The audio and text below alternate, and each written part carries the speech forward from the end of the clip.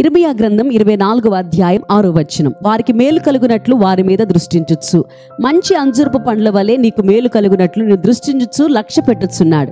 58వ యెషయా గ్రంథ ప్రకారం పూర్వకాలము నుండి పాడైపోయిన స్థలములను నీ జనులు కట్టుదురు. జెరుబాబేలు వలె, నెహేమియా వలె మందిర పరిచర్య కొరకు, స్పిరిచువల్ రివైవల్ కొరకు నేను లక్ష్య పెట్టుచు దృష్టించుచున్నాడు.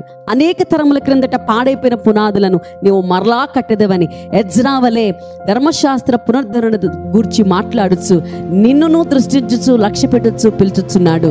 విరగబడిన దాన్ని బాగు చేయువాడు వనయు నిబంధన నుండి తొలగిపోయినటువంటి అనేక మందిని క్రొత్త నిబంధన అయిన యేసుక్రీస్తు యొద్దకు తీసుకుని రావడానికి నేను దృష్టించుచు లక్ష్య పెట్టుచున్నాడు. దేశములో నివసించున్నట్లు త్రోవలు సిద్ధపరచువాడు వనయు దైవ పాలన, దైవ రాజ్యము కొరకు ప్రభువైన యేసే నేను లక్ష్య పెట్టుచు దృష్టించుచు నీ పేరు పెట్టి పిలుచుచున్నాడు. షాలోం.